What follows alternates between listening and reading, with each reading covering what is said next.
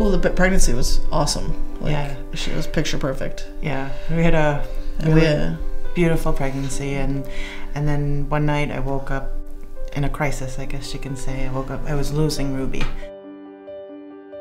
Feeling the pain and them ripping her out of me and fainting, I guess, or I don't know if they even got the anesthesia in. And then Ruby was born. They had to resuscitate her a few times. They did everything life-saving that they could, but as far as this elective treatment, which saved her brain, saved her from having a life of severe brain damage, and allows her to live a normal life. Allow her to live. Period.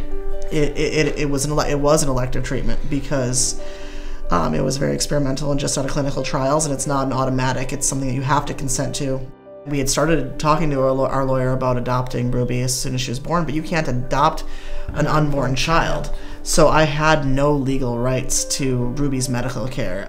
And so they were communicating back and forth with Rebecca's doctor at the hospital, and because she hadn't woken up yet, and her doctor knew the severity of it, and her doctor literally ran her over to Children's to sign the papers as soon as she woke up, and it was within minutes. If she'd been a few minutes later, we would not have been able to get her into this treatment because there's a small window of opportunity. If I hadn't woken up in time, you know, she wouldn't have gotten this therapy, and that means she probably could have died because the seizures were already starting. Or she probably would have been severely brain damaged. Are you gonna do some of the puzzle with me, Ruby? Should I do a piece?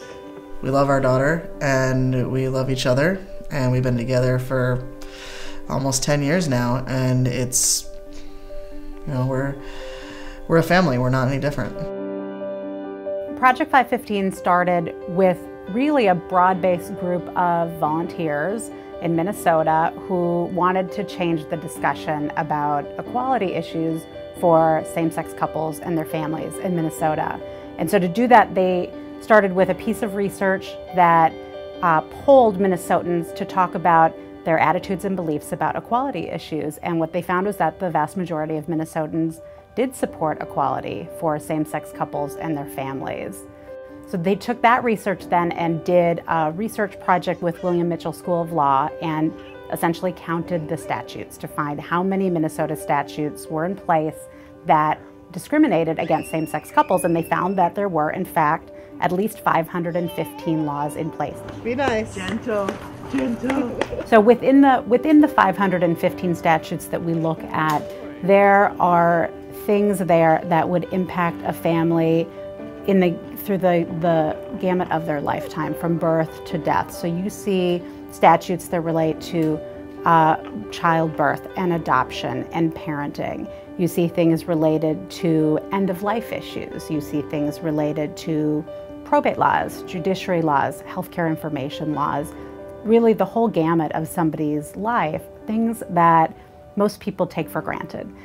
The same kinds of reasons you hear from straight couples about why they would want to commit to each other and be married, love, commitment, you want to raise a family together, you want to take care of each other, are pretty much the same reasons that you would hear from a same-sex couple. The 515 statutes that discriminate against these families create an incredible burden. An example is Carrie and Rebecca, who were not able to take care of their newborn baby in the way that a straight married couple would have been able to immediately. Equality is a human rights issue. It's not a gay and lesbian issue. It's a human rights issue, and any law that discriminates against anybody's equality affects everybody.